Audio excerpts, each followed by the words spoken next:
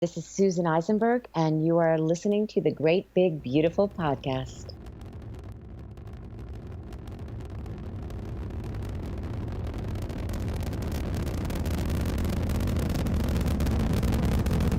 Have you ever been to Disneyland? Affirmative. That was definitely an e-ticket. I can't believe all the new gadgets they've got now. For a while, we didn't even have a house phone, not to mention laser discs, high-def TV. You are listening to the Great Big Beautiful Podcast. This week on the show, I think there's a tendency to, have that back and forth conversation of should it affect the story at all? Should it affect the writing? I've had people say, oh, you should just write her like you'd write, anybody and just ignore the fact that she's a woman. And I'm just kind of like, well, what is that supposed to mean? She's a person. She is a very strong character, and her being a woman is part of that strength. here are your hosts, Jamie Greene and Justin Connors. Well, when Guardians first came out, no one really knew what to expect of it, and then all of a sudden it hit in the summer, and it was... Yeah, that's the thing, is when before it came out, because everybody was used to, like, Captain America and Iron Man and all the standard superheroes. Right. And we saw the trailer for Guardians, and first of all, half the people were like, who? Yeah. And then the other half, wow, this is such a different tone, because it was funny, right. It was irreverent, it was a little bit, it was irreverent, the whole scene with him, like doing the middle finger, and it just seemed so very different from all their other right. films that they're like, is this going to be the first flop? I don't know. Well, and then people talked about the original comics were very different as well. I've never read them, but I remember my brother-in-law, who's a huge comic fan, knew about them, and he was like, well, they're making a movie about this? Like, well, the thing with the comics is that, the Guardians were originally created back in the 60s. Right. And there have been so many different the book has been restarted 4 or 5 times over the years. Mm-hmm. And each time the group, like the actual cast of the Guardians, was different. And even when they're the same characters, like Peter Quill, his backstory, his history, his motivation, his personality, they were never consistent, Yeah.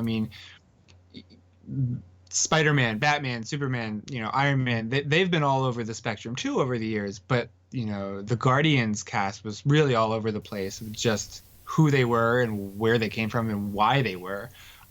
So I think that was a big reason for her choosing those characters when she first started, was that it has this, first of all, nobody really knows who they are, right? And they have this really interested, convoluted history that I can sort of take and remold to be something that's my own. Exactly. So if you don't know what we're talking about, I guess we didn't even launch into it. Hey, you're on the Great Big Beautiful, you're listening to the Great Big Beautiful podcast right now, Twitter and Facebook at the GBB podcast.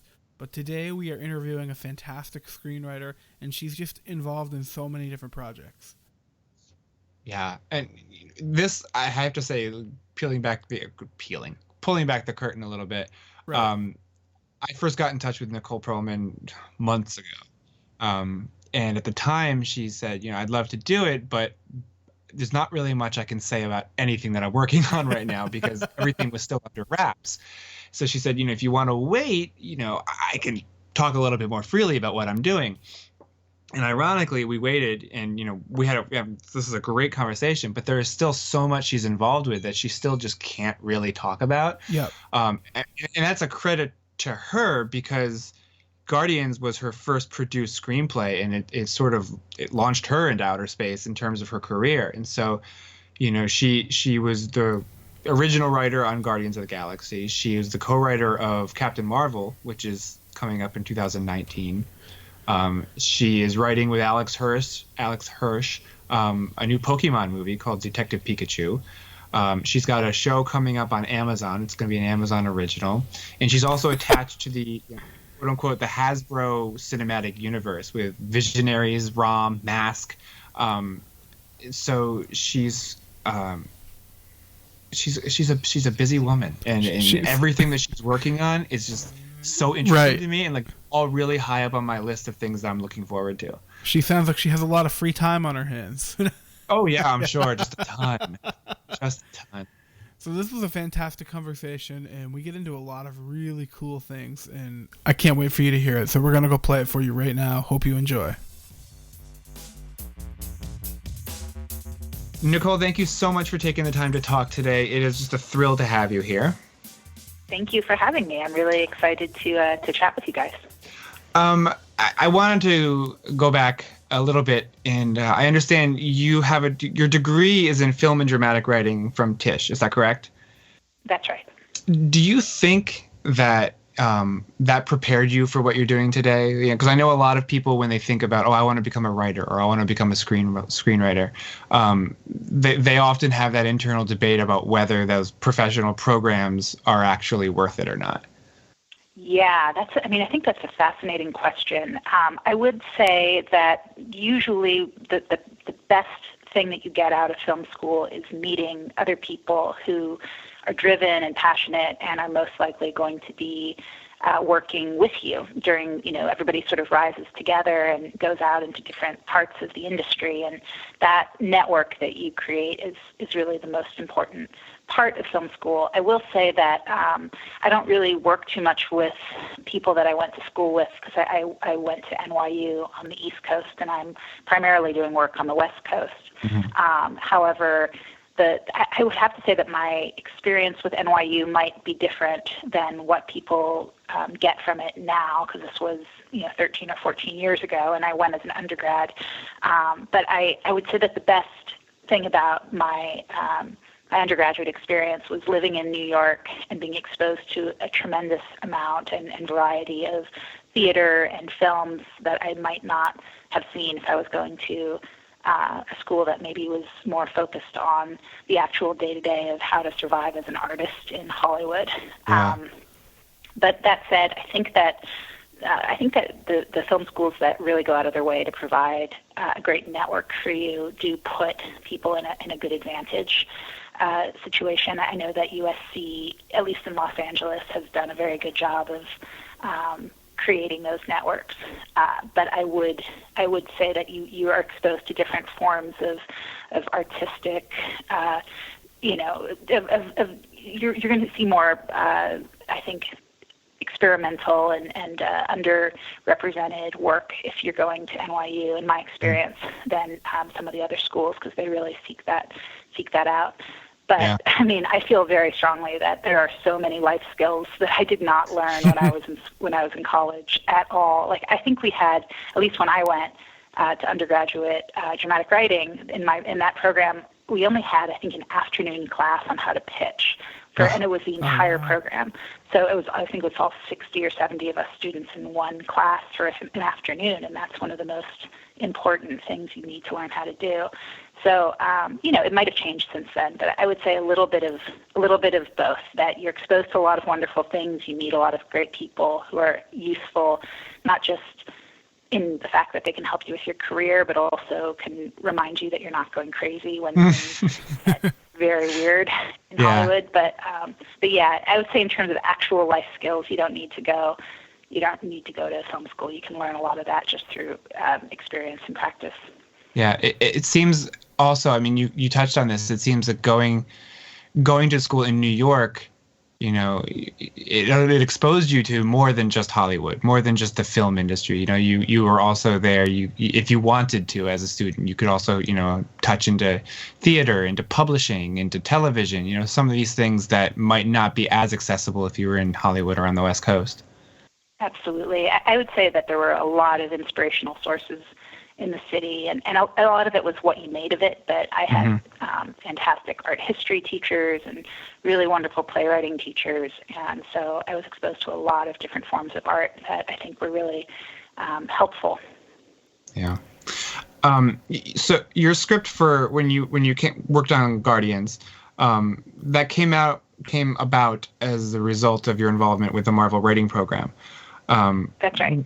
Yeah. Which, as far as I know, doesn't exist anymore. But what can you tell us about that? Like, how did you originally get hooked up with that program, and what was the day-to-day like there?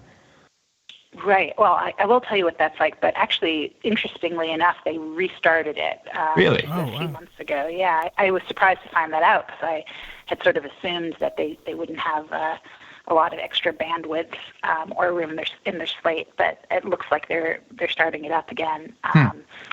But yes, my experience was a good one, especially because it led to Guardians. But it's a different program than a lot of these, like Warner Brothers or Lionsgate, which have their own kind of programs. It's less curated. I think it's a lot of, here's a list of projects. If you like one of them, go run with it and show us what you've got when you've developed it. With no guarantee that anything will get made or that it will move forward. But it's actually a very safe space to, experiment and play with some of these characters. And honestly, some of the best friends that I have in Hollywood I made from my time there. Wow. So was the program something you can just apply to, or does Marvel find you and handpick people for it? Marvel handpicks people for it. It's definitely not. It's not an open application. The way that I got into it was I had a general meeting with Marvel because they liked my writing samples and they had seen other projects that I had sold, and they just had a general meeting with me and I told them how I really wanted to get into writing some more sort of fun blockbuster and action and, some of the adventure genres that I enjoy so much. And they were like, oh, that's fantastic. Well, we're running this program, and if you want to apply for it, they invited me to apply, and you have to go through a pretty rigorous process where you pitch and you sort of show them that you are nimble in your ability to take notes and do all the stuff that you have to do while you're in the program. And yeah, it was great. But that was back in 2009. That was a long time ago. Yeah. So I was in the program for 2 years, and then they brought me back to do more freelance work on Guardians after the program ended. From what I understand, reading up on it and your experience with it, you were basically presented with a list of characters, and they basically said, okay, pick one, and then you were given the freedom to write a screenplay with whoever you chose. Is that accurate, more or less? Yeah, I mean, basically, I was the second person into the program, and so there was a list of about a dozen characters, and I went through them all and decided that Guardians felt like the kind of story I was most interested in writing, and I didn't want to do an origin story, and I didn't really want to do a more straightforward superhero genre film, and Guardians was very fun, like really poppy, sarcastic tone that I loved, and also it felt like as ungrounded as the subject matter is, it felt very grounded because the characters, their powers came from a very organic place. And I liked the idea of it being more of an origin story of how this team came to be rather than how one person became powerful. Yeah. Did the relative obscurity of those characters also play a role? I mean, did you feel like, oh, this could really free me up creatively to tell a story within Marvel's existing sandbox, but not be weighted down with people's preconceived ideas about what those characters should be?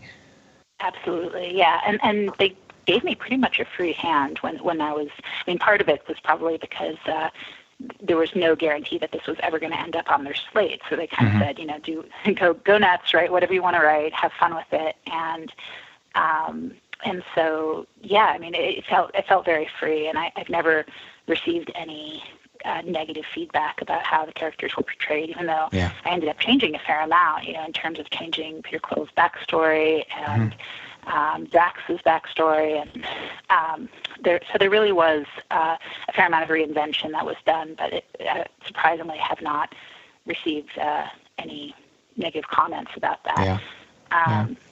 Partially because a lot of the fans, I had some fans come up at Comic-Con and tell me that they were just so happy to see the characters brought to life, that they never thought they would get their own movie, but they were really pleased with that. So yeah. Yeah. Are you free to say who some of those other characters on that list were? I am not. Not free to say, but I will say that some of those characters have ended up being brought to screen. by other people. Okay. But I don't think I am free to say what those characters were. Worth a shot. So, like you said, this was 2009, and at that point, only 2 films had been released by Marvel Studios. Obviously, you didn't know that anything that you were writing at that point was ever going to be produced, was ever going to, make it to the screen. But how much of a sense did you or the other people in the program have that Marvel was really ramping up to build this huge interconnected universe?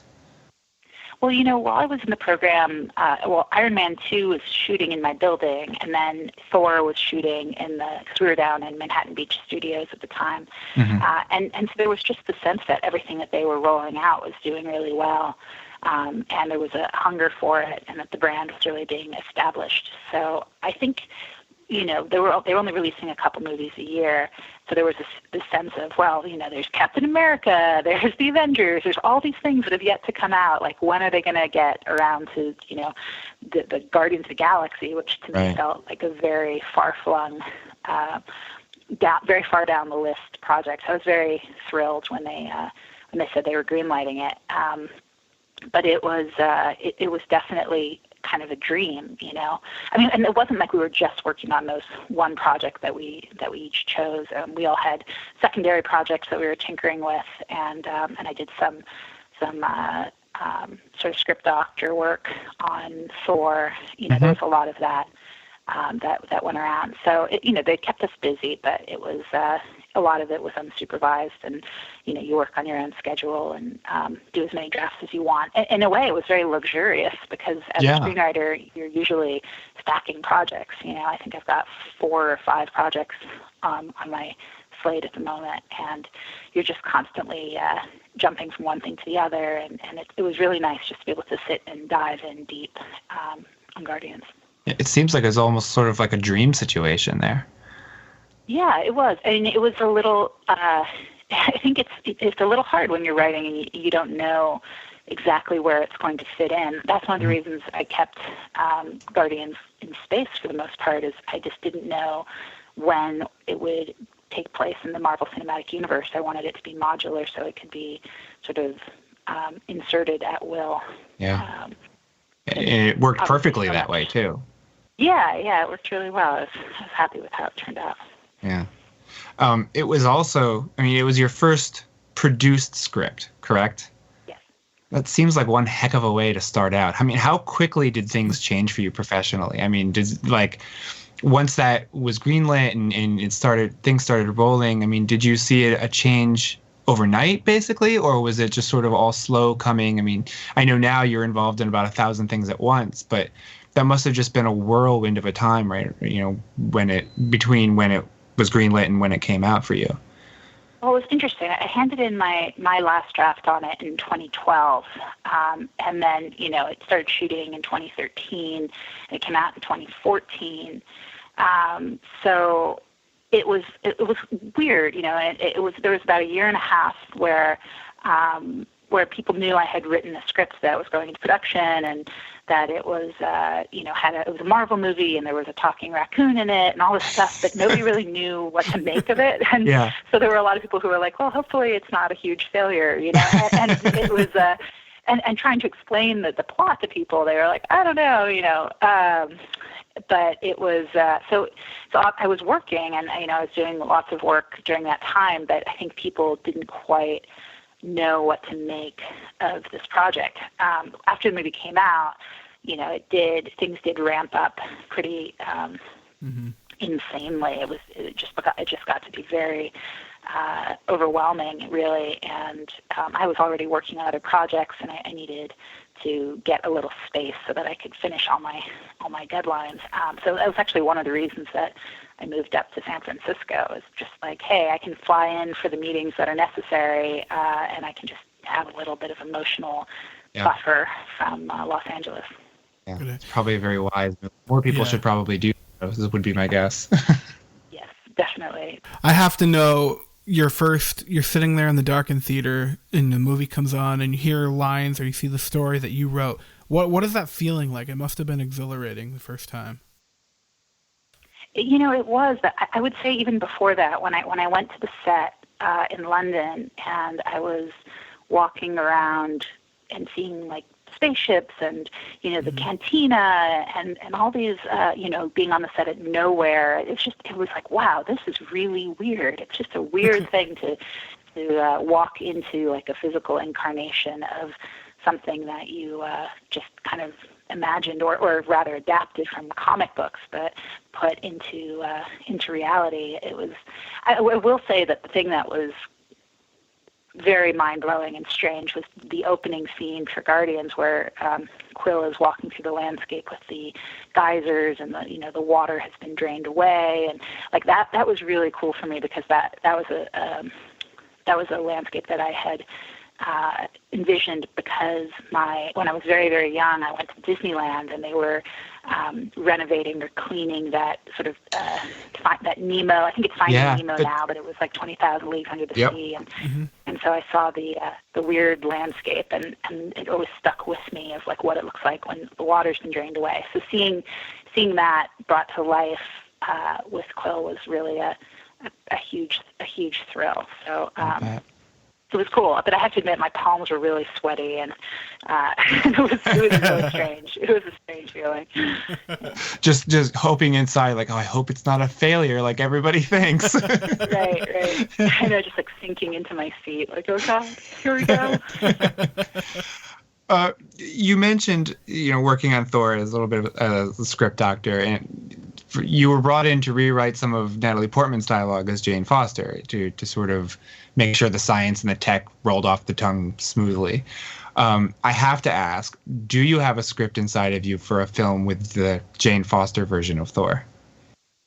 I've never thought about it. I'm not sure if Natalie Portman is attached to do more movies or not. I loved her character. I thought she's a really fantastic character, and she really brought Jane Foster to life. But I never really. It hasn't really been one of the projects that I've dreamt about. Yeah. The projects that you are working on, though, is right now you're doing the Gomorrah ongoing for Marvel. How did that come about? Well, they called me up and they said, "Listen, we're giving Guardians characters their own." And this was a while ago, by the way. Yeah. This was like I think this was in the fall of 2014, maybe. Oh, it was a long time ago, and they said, "We're giving Guardians characters their individual runs. Is there anybody you're really interested in?" One or two of them had been taken already. And I think it was Bill Roseman who called me, and I was like, yeah, I think that Gomorrah's backstory is really interesting. And he's like, oh, good, I was hoping you'd say that, because that was who I think he had been hoping I would take. And so we started talking about it, but I had a lot of different editors come and go before I ever actually got to write the project, because there was a lot of sort of shake-up with the editorial staff during that time period. So I think I had like 4 or 5 editors on that project before I really got a chance to actually sit down and write it. So it got pushed and pushed and pushed. And then when it was available, I was super busy on some of my other projects. So it kind of was a little bit of a having to make sure the windows all lined up and the stars aligned. Yeah. So I that's how it came about. And they said, we have this many issues we're offering you. And I said, great. After a certain point, they said, we want to have you keep doing more, and it really is hard with the schedule that I'm on. So we'll see how many I end up doing, but I've been having a really incredible experience writing it, and my artist is just so fantastic, and it's been very helpful. From a directing standpoint, because I'm starting to go explore directing, which I haven't done since I was in film school, as a dip my toe into that pool. And I find that writing comic books is, it really helps you think visually. It helps you really consider the pacing in a way that's different than when you're writing a screenplay, even though they should be the same. I think it brings those two mindsets closer together. and just making sure that your visuals are dynamic and really trying to tell as much information as you can without using dialogue. So Mark is like, you are giving me so much detail in all of these panels, and I'm like, okay, I'll try to. That has been the hardest thing. Has just been to scale back and let Marco do his thing, because he's such an incredibly talented artist. But it has been a really great experience. Yeah, the books are gorgeous. I mean, Marco's doing a fantastic job. But I wanted to ask you about that. Is, it is a shift, from writing a feature-length screenplay to breaking up a story into 22-page chunks. Was that collaboration and that visual, a little bit more visual nature of that medium, was that difficult for you to adapt to, or did it take a little while? Yeah, I think it's. I'm starting to hit my stride with it. One of the things that's hard about it is, just pace. You pick and choose which moments you're going to focus on in a way. Like, I've been trying to read. I read a lot of comics anyway, but I've been trying to read sort of books about how to tell a story in as much visual economy as possible, while still choosing specific moments to pull out. Because obviously in a screenplay, you would say the phone rings, your protagonist picks up and speaks into the phone, but with a that's like one sentence. But in a comic book, that's multiple panels. I mean, you could spend an entire page on just the phone ringing and being picked up, and so you really have to choose wisely with the pacing. And I did find that it was you have to make a lot of tough decisions about emotional moments, like which are you going to play up, which are you not going to play up, and what can you skip without losing the audience in terms of some of those interstitial panels. So yeah, it's been very challenging, but it's like a good muscle to flex. I'll bet. So as of today, the first 2 issues of Gomorrah have been released. How far into the future do you have already planned? I have planned through the 5th issue so far. Okay. Yeah. So we'll see. I have a very busy. I have my deadline for multiple projects. I have going on. I have 4 projects due in the next 4 months. So wow, it's a lot. It's a juggling act, I'm sure. So I'm kind of trying to balance it all out. Is writing for Gomorrah, though, a bit like revisiting an old friend? Yeah, it really is. And I felt that there was a missing story there. I felt that we knew where she came from, and we know where she is now. But there's always kind of this hazy period where it's like, and then at some point she decided she wanted to be good, or that she wanted to explore what it meant to be good, and that I wanted to explore the moments, the catalyst of who the person was in Gomorrah's life that set her on this path towards doubting what she'd been doing with Thanos up to that point. Yeah. So we all have those people in our lives, and I wanted to explore that relationship of who that person was for Gomorrah. Oh, it's great. Obviously I've only read the first 2 issues, but it's, on top of the art being beautiful, the story is just really compelling too. I mean, obviously the character because you wrote the film, but it's like, I feel like we're really going deep into her mind to see, like how she became the character that we see on screen, or how, the one that we know a little bit better. Thank you. That was my goal, and I'm hopefully it will still be a fun and emotional roller coaster for the next few issues. Good. Looking forward to them. I know you can't talk much about Captain Marvel, but we have to ask you anyway. Okay. I wonder how the experience writing that film compared to writing Guardians, because with Guardians you spent a couple of years developing the script that you never really knew would go anywhere. You never knew if it was going to get made. You never knew if it was going to see the light of day. But with Captain Marvel, I have to imagine that all the stakes were raised and the pressure was just 1,000% more.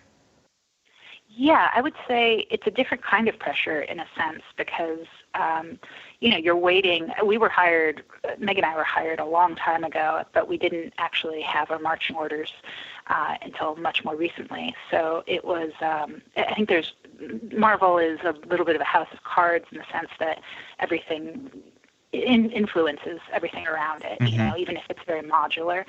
So figuring out where the story fits in the Marvel Cinematic Universe influences things as well. Sorry to talk so vaguely. It's just I have to be very cautious. But but it is, and there are. She's an incredible character, but I will also say that since Marvel's done so many movies already, you really have to go out of your way to make sure that her story is fresh and doesn't borrow too heavily from any of the other films that are going on or feel, she's an incredibly strong and wonderful hero, but all the Marvel characters are heroes, right? Like, so you just figuring out how to bring her to life in a way that is unique to her story, and also honoring the canon, and also, figuring out the roles that she needs to play with everything else that's going on in the Marvel Cinematic Universe. It's a little bit of a twister game. So, so it's been, whereas with Guardians it was very free. It was kind of like sky's the limit. Try bringing in this character or leaving that character out, or and there was less of that that crushing time pressure. I would say that. With Captain Marvel, it's been trying to really figure out who Carol Danvers is, and how to just tell a story that fulfills all the structural needs of who she is, but also really channels the spirit of who this incredibly powerful and inspiring person is. So that has been the challenge. But I will say it's probably, I don't think it's ever been as thoughtful in considering all the different angles of a story as I've been in this version of this Marvel project. It's also no secret that it will be the first female-led Marvel film. Did that put a lot of weight on your shoulders as well when writing it? Yeah, I mean, I think there's definitely there's a tendency to have that back and forth conversation of should it affect the story at all? Should it affect the writing? I've had people say, oh, you should just write her like you'd write, anybody, and just ignore the fact that she's a woman. And I'm just kind of like, well, what is that supposed to mean? She's a person. She's that's, I don't know. So I think that making sure that we're not writing that Captain Marvel is not somebody who is a hero in spite of her femininity, is really important. Like, she is a very strong character, and her being a woman is part of that strength. So I will say that there are certain tropes that I think you can get away without having to examine too much if you're not writing the first female Marvel Studios lead. But that could be read into a lot, or could diminish her own proactivity and her own strength and independence. So there are things that you wouldn't think twice about for Iron Man, but you might think twice about for Captain Marvel, which I know it's a little bit of a reverse sexism, but really I think that taking the extra care and just being like, is this the best possible version of this trope or this story that we could use is required. Yeah. I know the politics of Hollywood are sometimes on par with international relations, but what were your thoughts, as candidly as you are able to express them, when Captain Marvel got pushed by almost a year to accommodate another Spider-Man? I didn't. I don't think I got offended or anything like that. I understand that so much of this is about marketing schedules and things that have very little to do with the story or the characters. It's very much especially having the experience of Sony and Marvel coming together and collaborating in this way. There's a lot going on. It is a giant business, and things get shifted around for reasons that have nothing to do really with creative reasons necessarily. So I think I think it's a kind of like, well, that's unfortunate and it's too bad, but I'm going with the flow, and hopefully it will just allow more time for the project to be fantastic. Yeah. As of today, only Brie Larson has been announced in terms of casting, and I know within certain circles there was a little bit of a controversy when she was announced because she is in her 20s, the actual woman, but the character of Carol is already a colonel with quite a history behind her. I mean, she worked for the Air Force, she worked for NASA by the time she became Captain Marvel. So I'm wondering if, again, you probably have to skirt around the answer, but when you were writing the character, were you writing it with a younger actor in mind, or were you writing it with as that character that we tend to think of that has that history behind her? Well, it's interesting. I had a consult yesterday with the Air Force, because I do a lot of projects with the Air Force or involving the Air Force, and I brought up some of these age issues, and they said that it actually was not out of the realm of possibility that somebody could be very, very accomplished in the Air Force, between the ages of 28 and 34, and that there's a lot of, you can really go very far in that time. So, I don't think that the age is going to be an issue.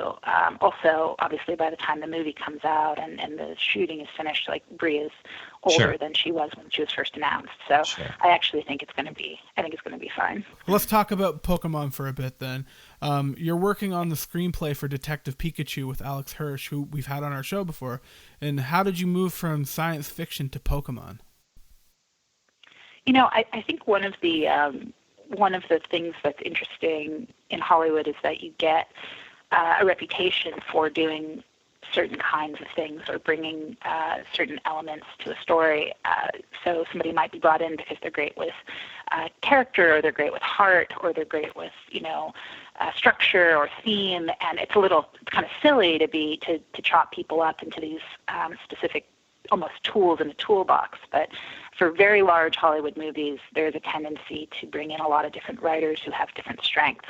And so I think the reason that Pokemon appealed to me was because I really enjoy world building, and I enjoy taking kind of a difficult concept like Guardians and establishing a lot in a very small or a very short amount of time. And so with Pokemon, it was kind of a similar situation where I was drawn to the challenge of, like, all right, this is a very specific and unique world. We don't want to spend an enormous amount of time trying to set it up and explain all the rules, but we still, we want it to feel alive and vibrant. So that was the draw for me, was that challenge of coming in and trying to create a world that felt real. Were you a fan of the property? Like, were you, I don't know, Pokemon's been around for ages. So, I mean, when you were younger, were you a Pokemon fan? No, I wasn't, and that's why I was like, it was really important to me that I am with a writer who lives and breathes Pokemon, which is why I when I was Alex, I was like, okay, as long as it's Alex, like, that's like, I can't, that is really key because he really lives and breathes Pokemon, so he knows everything about it, and he's just such a wonderful guy, and we've had many good times during this process. But it is, it's a pretty massive property, and so it's definitely a group effort. So it's all I will say on that front. But there's a lot of elements that need to be taken into consideration with it, and it is again one of these situations where it's not like Guardians, where I kind of had free reign to just do what I wanted for the first couple of years. But I think I think it's going to be really fun, and Rob Letterman is awesome and has such a wonderful visual, has so much experience with really bringing out the visual fun. Like, I thought Goosebumps was great. So, it's a fun process and a challenge, and that's why I signed up for it. Yeah. You say you like world building, and I think it's pretty clear if you looking at the projects that you've taken on, from Marvel, which is this huge sprawling universe, to Pokemon, which has hundreds of characters and all these years of history behind it. And you're also involved with the so-called Hasbro cinematic universe. I mean, were those decisions that you made intentionally because they were these huge universes that you could really get into the weeds and really world build and really develop, or has it just sort of been coincidental that those are the things that have come your way? I don't say yes to everything that comes my way. It's actually, I've been saying no to a lot. The Hasbro thing was really it was actually just a really fun experience because you meet so many wonderful writers.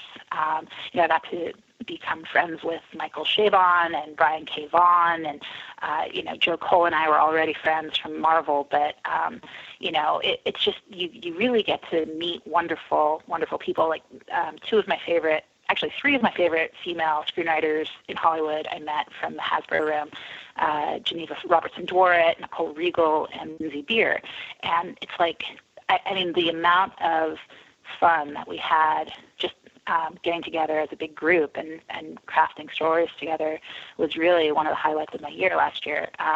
So I would say, those kinds of situations are fun, and if I have time in my schedule, one of the things that's nice about them is they're kind of a beginning and an end, whereas some of these other projects can just go on and on for years. And there's something nice about being like you're being brought in for this many weeks to do this specific thing, and so I think a lot of writers enjoy that, and they enjoy getting out of their their little room in their office where they're by you're by yourself most of the time. Yeah, and you get to be in a room with other people.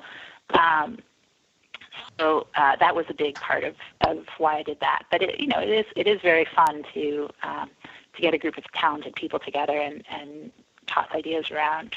Yeah, and I learn a lot too. I've learned so much from the people that I've met, especially in the last couple of years. It's been a really wonderful experience. And those Hasbro films, when the writers were announced, I think it kind of blew everybody away. And they went from films that were sort of, people kind of questioned, like, oh, do we really need those? To suddenly it was, oh, these are films to watch. That's quite a caliber of writing talent that they threw behind those films. So, I mean, I can only imagine, working with some of those people and just, even if you're an established writer with films behind you, you're going to learn a lot just as a matter of course. Definitely. We all got along pretty well, so. Yeah. Can you give an update on what's happening with those films, or are you sort of locked down on that as well? I'm kind of locked out on that one as well, unfortunately. IDW is currently has they've got the Revolution comics and the comics with all of those same characters setting up that universe. I'm just wondering, will the films be tied to the comics at all, or are they going to more or less stand alone? I'm not really qualified to speak on that. I know that when we were doing The Room in May last year, we weren't talking about the comics world, so okay. I'm not sure how those necessarily interweave. But yeah, I mean, it's there's a lot of different ways of telling stories in the film world. The experience of being on Marvel is very different than the experience of writing other studio films, which is also very different from being in a feature screenwriter's room, which is also different from being, writing, for television, which is also a whole new world to me, which I'm going to be doing, writing a pilot for Amazon in the next month or so. So, there's just every experience is really separate from the other, but it is it's been a really wild ride, I will say that. Yeah. So I understand you were a juror at Sundance this year. What was that like? Oh my gosh, it was fantastic. It was really wonderful. It was just the best Sundance I've ever had, actually, because I was asked to be a creative advisor at the Screenwriting Labs this year, which take place at the Mountain Resort about 45 minutes away from Park City. And, you spend a week in this beautiful resort with a dozen fantastic screenwriters and a dozen fellows who are there to have their screenplays sort of picked apart by the creative advisors. And, bless their hearts, they're brave and they're strong and they're smart and they're talented, and they really they withstood the storm of attention and criticism. Mostly very constructive. I mean, everybody was very supportive, but that's kind of the purpose of the labs is you run the gauntlet. But it was a wonderful experience, and they do such good work there. And then I went straight from that into being a juror for the Sloan Foundation, the Alfred P. Sloan Foundation, which gives out a prize for science in film. And so I actually got to be on a jury with some of my friends who are female scientists. It was an all-women jury. It just kind of worked out that way. Which oh, wow. Was awesome.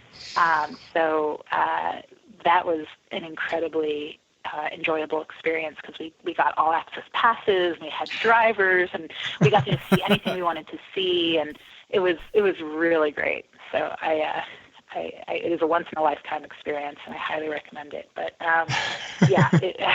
going to Sundance is like filling the well, like you're a writer and you put information out into the world constantly, but you have to be exposed to great art just so that you can fill that well and just have things percolate, and you never know. But if you get burnt out and you're just constantly producing content, you're not sort of exposing yourself to sources of inspiration or things that kind of blow your mind or spiritually nourishing, then it's very easy for that well to run dry. So I really try to make an effort to carve out some space to have my mind blown. And by the way, I saw a great movie called Patty Cakes at Sundance, which I highly recommend.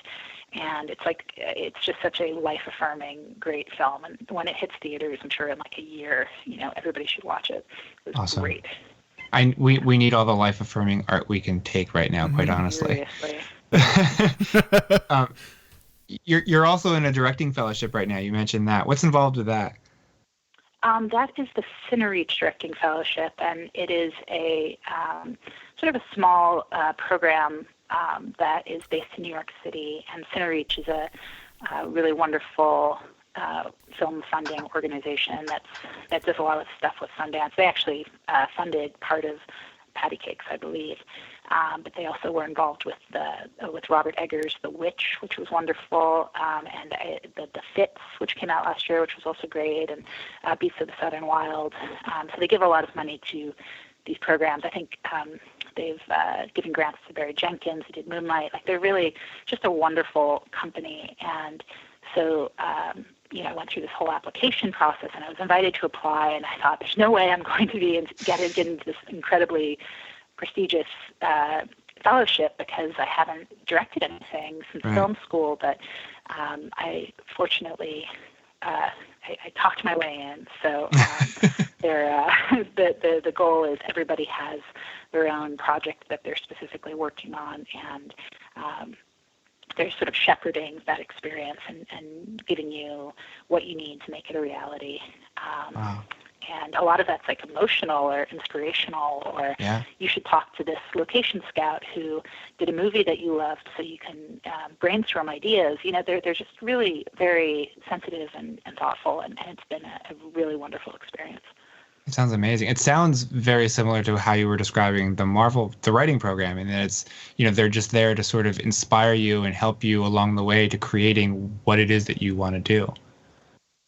That's interesting. Yeah, I mean, I think there's a lot of, you have to have a vision and you have to drive that vision forward on your own. And I'd say that those two things are definitely are things that are similar about both programs. And, if you go in there not knowing what you want to do, you're not going to have as solid or as fulfilling as an experience as having this dream of what your vision could be.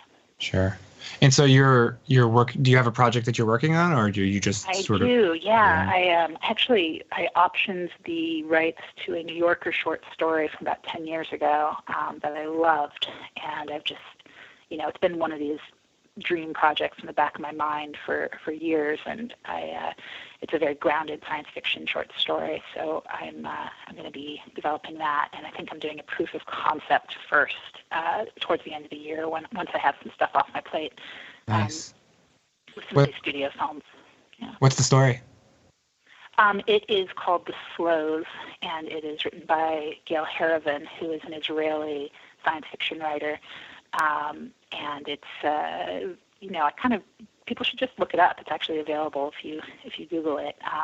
But it is about a bureaucratic sort of, I wouldn't call it a dystopian future, but a future in which the experience of raising a child or childhood in general has been sort of deemed almost like a savage thing to do to a person, and so they've eradicated it, and also not a very productive element of society. And so it's a really interesting look at sort of what it means to be human and what it means to have been a child and to raise a child and all of that. I mean, it's just but the thing that I love about it is it's not saccharine at all, and it's from the perspective of the bureaucrat who is sort of fighting the his perspective is the unpopular perspective, and I just love that he puts you in these very uncomfortable, these places emotionally that are very uncomfortable because you almost agree with him, and then that's always I love when you're forced to really like step away from the obvious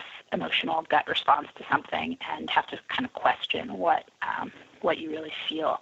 Yeah. I love the documentary Capturing the Friedmans for this reason too, because you're so sure that you know exactly how you feel about the subject, and then it like turns you on your face, and you're like, oh crap, well, what do I really think about this? And, I love movies like that. So so that's the project I'm going to be developing.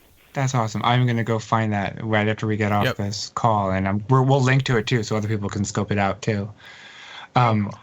Before we got on the line, you had mentioned that you're always happy to plug the Science and Entertainment Exchange. So here's your chance. And to be honest, wonderful. I hadn't even heard of it before, but I went to the website and it looks so fascinating. So what is it, and what is your involvement with it?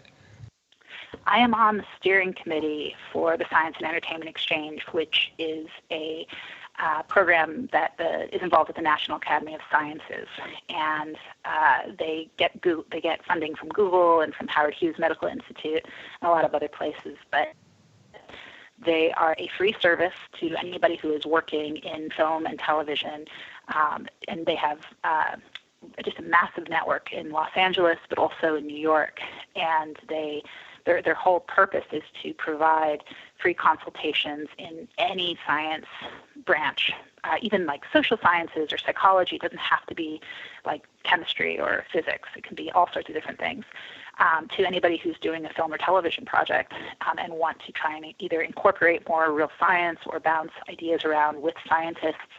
And they have just an incredible roster of people to speak to. And so you can call them up. I think I even know the number by heart. It's 1-800, it's a little silly, 1-800-NEED-SCI, SCI. That's amazing. But they're wonderful people, and one of my dearest friends is the director of it in Los Angeles. And what they do is they not just consultations, but once you're kind of in the family, they invite you to events. They have frequent events, like really just awesome salons in both New York and Los Angeles, where you get all these different interesting scientists together to talk about things like, sociopaths or, missions to Mars or anything that's really just a great and fertile source of story. And they also sometimes arrange field trips, which are really cool. So, yes, it's fantastic. It's free. People should use it. That does sound amazing. Did you take advantage of it while writing Gomorrah for the like the black hole and the effects of that? I did. But more casually, because I've met a lot of astrophysicists through my experiences with. Actually, I think you guys might have talked to one of the. Summer Ash, right? Did she come and talk to you guys? No, we haven't talked to her yet. You haven't talked to her yet. Okay, I don't know who I'm thinking of.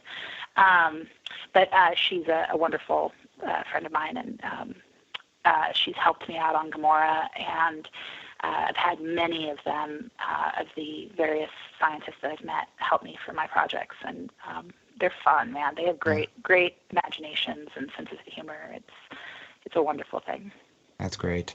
Nicole, I know we've taken so much of your time, but thank you so much. This has just been a fascinating. It's really, I love talking to people who have such great insight, and this was such an insightful conversation, so I really appreciate your time.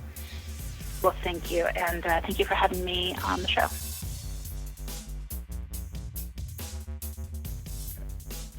So the Pokemon movie, do you know, is that going to be a wide release?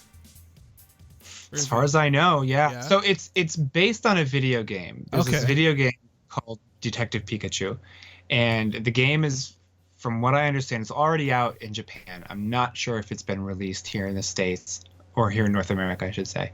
But it's going to be I mean, I should probably know this a little bit more, but the information on it is really spotty right now. Because I think it's still early days for the film. They haven't started production on it. Okay. So I'm sure they've got a script, but she and Alex were working. It's still very early days. But yes, it will be a wide release film that's going to be released here, and I'm assuming will go nuts in Japan. Well, I was never a Pokemon fan growing up. But my son Isaac is a big one because the game came out, and now he's he's watching all of the episodes on Netflix, and I don't know anything about Pokemon other than I know Pikachu. That's it. That's all I know. I'm right there with you. But I know he's gonna go crazy. He doesn't know there's a movie coming. He's gonna go crazy when I tell him. He's gonna blow his mind. I was never a fan either. I know Pikachu, I know the Pokeballs, and Ash is the kid's name. That's all I know. My kids somehow, I don't know how they learn about these things, but they somehow know. They picked up a few cards at school, so they know who these characters are. And they've watched a few of them. They're on Amazon or Netflix or wherever, so they found them. And they've watched a few of the older episodes. And we have actually...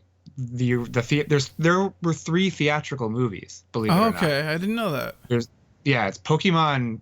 I don't know if the second one is Pokemon. It's Pokemon the movie. I don't think the second one's Pokemon 2. And then there's Pokemon 2000, which was the third one. Okay. So we have the trilogy. We have the Blu-ray trilogy. And my kids have watched the first 2 of them.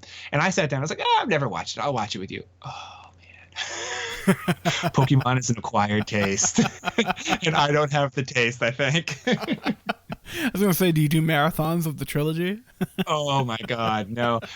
So, the kids love it. I tolerate it. I'm imagining Detective Pikachu with Alex Hirsch and Nicole Perlman behind it is going to have a very different flavor than what we've seen. Yeah, I agree with you. And during our interview, she mentioned that she highly recommends being Sundance jurors, so we can do that. That can be our next thing. My list. Yeah, we'll do it. Great Big Beautiful Podcast on the jury. Yeah, I'm working on that for 2018. Okay, that's what we're going to do. All right, guys, thank you so much for coming back week after week. If you haven't subscribed already, what are you waiting for? Hit subscribe. I don't know what you're waiting for. I don't know. You can also follow us on Twitter and Facebook at the GBB Podcast. So send a tweet to her, Uncanny Girl, on Twitter. And I am Justin at 140 Justin C. I am Jamie at the Roarbots. And thanks for listening to the podcast. Take care.